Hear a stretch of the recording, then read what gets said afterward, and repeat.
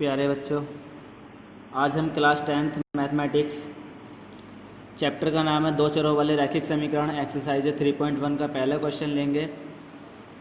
Question यहाँ पे लिखा हुआ है कि आफताब अपनी पुत्री से कहता है कि 7 वर्ष पूर्व मैं तुमसे 7 गुनी आयु का था, अब से 3 वर्ष बाद मैं तुमसे 3 गुनी आयु का रह जाऊँगा। तो ये एक लॉजिकल है जो इसमें लिखा हुआ था, सवाल में भी मैंने लिखा नहीं यहाँ पर कि ये सोचनीय है, बट सोचनीय क्या है कि ये हमारे लिए सवाल है कि आफताब अपने पुत्र से कहता है कि 7 वर्ष पूर्व मैं तुमसे 7 गुनी आयु का था और अब से 3 वर्ष बाद मैं तुमसे 3 गुनी आयु का रह जाऊँगा। तो इस स्थिति को हमें बीजगणितीय तथा ग्राफीय दोनों रूपों में व्यक्त कीजिए। दोनों रूपों में व्यक्त करना है तो इसमें हम क्या करेंगे, बीजगणितीय रूप में व्यक्त करने के लिए पहले हम करते हैं इसको सॉल्यूशन में कि वर्तमान उम्र मान लेते हैं इनकी, कि माना आफताब की वर्तमान उम्र या वर्तमान आयु बराबर x वर्ष है तथा उसकी पुत्री की वर्तमान उम्र y वर्ष है। तो प्रश्नानुसार इसमें हम क्या करें, प्रश्नानुसार इसमें अभी मत कीजिए, प्रश्नानुसार से पहले अभी हम इसमें देखते हैं। इसने लिखा है 7 वर्ष पूर्व, तो सबसे पहले हम 7 वर्ष पूर्व की आयु निकालेंगे दोनों की, उसके बाद फिर 3 वर्ष बाद की आयु निकालेंगे दोनों की, उसके बाद प्रश्नानुसार लगाएंगे। तो हम यहाँ लिखते हैं पहले कि 7 वर्ष पूर्व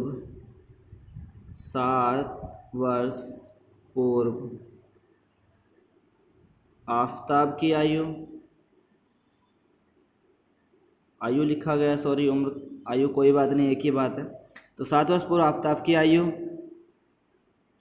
x - 7, देखिए पूर्व के लिए माइनस हो जाता है और बाद के लिए प्लस हो जाता है वर्तमान आयु में।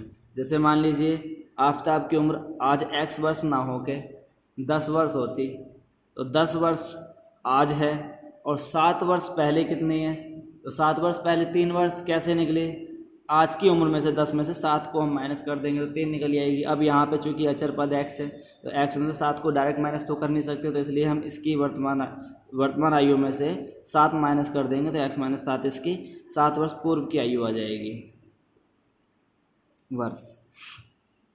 इसी तरह से 7 वर्ष पूर्व उसकी पुत्री की आयु कितनी हो जाएगी, पुत्री की y मानी है हमने वर्तमान, तो पुत्री की y - 7 वर्ष हो जाएगी।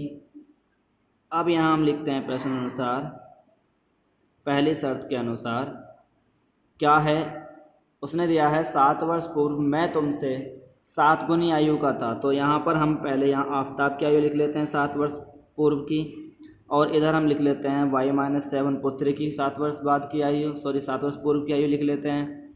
तो इसने कहा है कि मैं 7 वर्ष पहले मैं तुमसे 7 गुनी आयु का था, यानी कि मैं था, आफताब कह रहा मैं था तुम्हारी आयु से 7 गुनी, यानी कि इसमें 7 से गुणा कर देंगे और बीच में लगा देंगे बराबर। तो ये हमारे पास दिखाई नहीं दिया था, तो x - 7 तो है आफताब की और y - 7 है उसकी पुत्री की। उसने कहा था कि मैं तुम्हारी आयु का 7 गुना था, तो तुम्हारी आयु यानी कि पुत्री की आयु में 7 से गुणा कर दी और बीच में बराबर आ गया। अब यहाँ इसको थोड़ा सोल्व करेंगे, x - 7 बराबर 7 की y में गुणा करेंगे 7y - 7 के 7 में 7 सत्ते 49। इसके बाद हम कर सकते हैं यहाँ पर x बराबर, या 7y को इधर लेके आएँ, चलिए 7 को ही ले जाते हैं, x बराबर 7y माइनस का 49, अभी माइनस का 7 इधर आके प्लस का 7 हो जाएगा। तो x बराबर 7y माइनस का 49 प्लस का 7 घट जाएंगे, माइनस का चिन्ह आ जाएगा 42 हो जाएगी। ये समीकरण 1 हो जाएगी हमारी। उसके बाद दूसरी कंडीशन थी हमारी, तथा 3 वर्ष बाद आफताब की आयु, देखिए आज आफताब की आयु x वर्ष है, 3 वर्ष बाद में 3 जुड़ जाएगा तो x प्लस 3 वर्ष हो जाएगी। 3 वर्ष बाद पुत्री की आयु कितनी हो जाएगी, उसकी पुत्री की आयु y वर्ष है, आज 3 वर्ष बाद y प्लस 3 वर्ष हो जाएगी। तो दूसरी शर्त के अनुसार या प्रश्नानुसार दूसरी शर्त यह है कि 3 वर्ष बाद मैं तुमसे 3 गुनी आयु का रह जाऊंगा, तो आफताब की आयु 3 वर्ष बाद की x प्लस 3 है, उसकी पुत्री की y प्लस 3 है, दोनों की लिख ली। आफताब कह रहा अपनी पुत्री से कि मैं तुम्हारी आयु का 3 गुना रह जाऊंगा, यानी कि 3 से गुणा करके बीच में बराबर हो जाएगा। अब इसको सोल्व कर लेते हैं, तो x प्लस 3 बराबर 3y प्लस 3 3 9, x बराबर 3 को उधर ले जाओ, 3y प्लस 9, 3 आ जाएगा तो माइनस का हो जाएगा, तो x बराबर 3y और 9 में से 3 गए प्लस का 6 बचेंगे।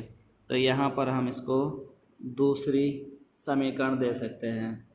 तो अब ये दोनों समीकरणों को हम लिख सकते हैं, इसका बीजगणितीय रूप कह सकते हैं। तो हम यहाँ लिख सकते हैं कि इसने कहा था इस स्थिति को बीजगणितीय तथा ग्राफीय रूप में व्यक्त कीजिए, तो बीजगणितीय रूप हो जाएगा आपका बीजगणितीय रूप हो जाएगा। दोनों समीकरणों को लिख दो। पहली समीकरण हो गई आपकी x बराबर 7y माइनस 42 और दूसरी होगी x बराबर 3y प्लस 6। ये आपका बीजगणितीय रूप हो गया। अब इसके बाद हम करेंगे इसका ग्राफीय रूप। तो ग्राफीय रूप के लिए हम क्या करेंगे, तो देखिए यहाँ पर हम ले लेते हैं दोनों समीकरणों को पहले लिख लेते हैं।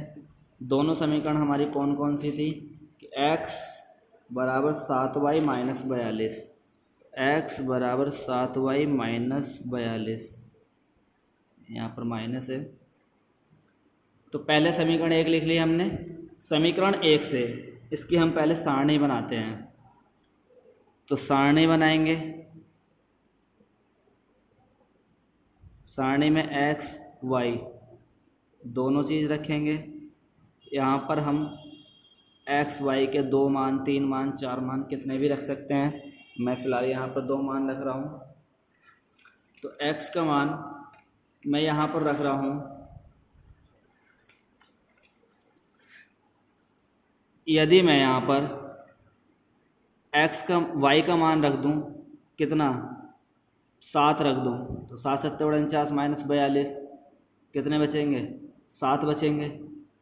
x का मान भी, तो वो भी हम कर सकते हैं। दूसरा हम 8 भी रख सकते हैं, 8 रखेंगे तो y की जगह तो 7 8 56 माइनस 42 14 बचेंगे। तो इस तरह से हम मान रख रहे हैं। देखिए जैसे मान लीजिए मैं यहाँ पे y का मान यहाँ 8 रखता हूँ, तो x का मान कितना हो जाएगा 7 8 56, 56 में से 42 के कितने बचे 14। उसके बाद मैं यहाँ पर अगर मुझे को 0 लाना हो, मान लीजिए अगर हमें x 0 लाना है या x 0 रखना है, तो क्या करेंगे, यहाँ पर हम 42 लाना है तो 7 6 42, यहाँ पर 6 की गुणा कर सकते हैं। तो यदि हम y की जगह 6 रख दें तो 7 6 42 और माइनस के 42, तो कितने हो जाएंगे x का मान 0। तो ये हमारे टेबल बन जाएगी। दूसरी समीकरण से, दूसरी समीकरण क्या थी हम लिख लेते हैं। दूसरी समीकरण थी हमारी x बराबर 3y प्लस 6, x बराबर 3y प्लस 6। अब इसकी भी हम सारणी बनाएंगे। पहले सारणी में वही x y हम यहाँ करेंगे। यहाँ पर भी हम 2 3 4 मान कितने भी रख सकते हैं। तो मान लीजिए अगर हम यहाँ पर मान रख रहे हैं, यहाँ हम अगर y की जगह 0 रख देते हैं, मान कुछ भी रख सकते हैं। 0 रखते हैं तो 0 गुणा 3 3 हो जाएगा, सॉरी 0 गुणा 3 0 हो जाएगा, 0 को 6 में जोड़ेंगे तो 6 आ जाएगा। तो यदि हम y का मान यहाँ 0 रखते हैं तो x का मान कितना हो जाएगा 6 हो जाएगा। और इसी तरह से कुछ भी मान रख सकते हैं। जैसे हम यहाँ पे y की जगह आपके 2 रख के देखें, तो अगर यदि हम 2 रखते हैं तो कितना हो जाएगा, y की जगह 2 रखेंगे, 3 दूनी 6 और 6 8 6 12, तो 2 रख दो तो x का मान 12 हो जाएगा। यहाँ हमने x के इक्वल रखा है, दोनों को y के इक्वल भी रख के समीकरण बना सकते हैं, तो उससे कोई फ़र्क नहीं पड़ता। इसके बाद हम इसके निर्देशांक लिख देते हैं यहाँ पे। ये जो निर्देशांक किसके आएंगे, x 14 y 8, तो ये पहला निर्देशांक हो जाएगा 14,8, इसका दूसरा निर्देशांक हो जाएगा 0,6। ऐसे ही हम इसके निर्देशांक लिख देते हैं दूसरे समीकरण के। यहाँ पर क्या हो जाएगा 6,0 और दूसरा 12,2, दोनों के निर्देशांक हो गए। अब इन दोनों को हमें ग्राफ पे दिखाना है, ग्राफीय रूप तभी कहलाएगा। तो देखिए सबसे बड़ी संख्या इनमें निर्देशांकों में हमारी 14 है प्लस की, माइनस की संख्या यहाँ पर कुछ नहीं है। अगर चाहते तो माइनस की भी आ सकती थी, जैसे हम मान लीजिए यहाँ पर y में 2 रख देते, 3 रख देते, 4 रख देते, कुछ भी रख देते। जैसे 2 रखते तो 7 दूनी 14, 14 में से 42 जाते तो माइनस के बचते, 7 या 21, 3 रखते तो फिर हम 21 में से 42 घटाते, माइनस के 21 बचते, तो माइनस की भी आ सकती थी। तो कुछ भी आ सकती है, माइनस क्या है प्लस क्या है उसके अकॉर्डिंग ही हमें ग्राफ बनाना होता है। तो 14 हमारी मैक्सिमम संख्या है, तो हम यहाँ इसको चाहें तो 1-1 का अंतर लेके या 2-2 का लेके या 5-5 का लेके इसको हम दिखा सकते हैं। ये आप जानते हैं कि ये हमारा कार्तीय तल पे हमने एक ग्राफ बनाया जहाँ पे ये 0 होता है, ये हमारा x अक्ष होता है और ये हमारा x डैश होता है, ये y होता है और ये हमारा y डैश हो जाएगा। यहाँ हम देखेंगे 1-1 करके लेते हैं तो थोड़ा सा बड़ा हो जाएगा, 2-2 करके ले लीजिए। 2-2 करके लेंगे तो 2 7 14 7 तक जाएगा। जैसे कि यहाँ पर ये 2 हो गया, 4 6 8 10 12 14, ऐसे ऊपर 2 4 6 8 10 12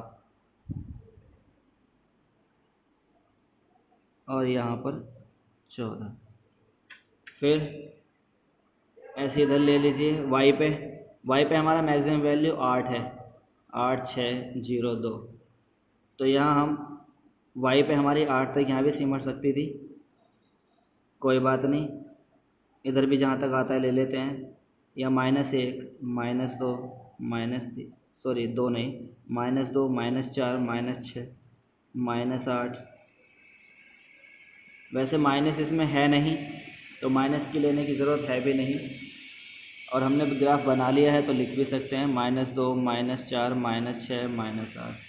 हमें इन दोनों की ज़रूरत नहीं भी पड़ती, अगर हम इतना ग्राफ खींच देते तो भी हमारा चल जाता। तो इसमें हम यहाँ देखते हैं पहला निर्देशांक हमारा 14,8 पहले समीकरण के लिए, यानी कि x पे 14 और y पे 8। तो x पे 14 हमारा ये है और y पे 8 हमारा यहाँ पर है।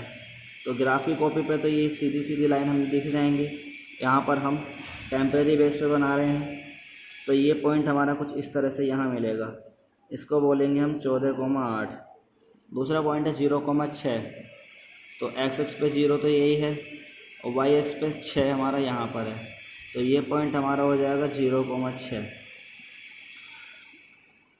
फिर इस वाले पॉइंट को और इस पॉइंट को हम मिलाते हुए एक रेखा खींच देंगे।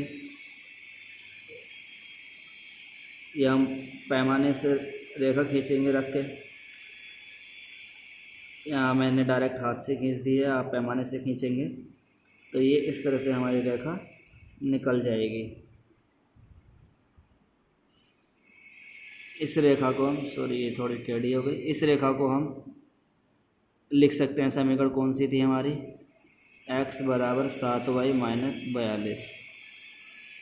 उसके बाद दूसरी है हमारी, दूसरी की निर्देशांक है 6,0, x अक्ष पे 6 y अक्ष पे 0, तो यहीं पे रहेगा ये पॉइंट 6,0। दूसरा है 12,2, तो x अक्ष पे 12 y अक्ष पे 2, तो ये आपका यहाँ पर आ जाएगा। तो ये जो पॉइंट आएगा आपका 12,2 होगा। तो अब इस वाले पॉइंट को और इस वाले पॉइंट को दोनों को मिलाते हुए हम एक रेखा खींच देंगे। ये रेखा खींच जाती है। इस रेखा में भी हम दूसरी समीकरण लिख सकते हैं 3x = 3y + 6। तो इसका हमारा ये ग्राफीय निरूपण हो गया है। देखिए पहले हमने क्या करा, टेबल बनाई। टेबल बनाने के बाद हमने इसके निर्देशांक निकाले। निर्देशांक निकालने के बाद हमने ग्राफ खींच के इसके ग्राफ बना दिए निर्देशांकों से। तो यही हमें करना था। आशा करता हूँ समझ में आया होगा। धन्यवाद।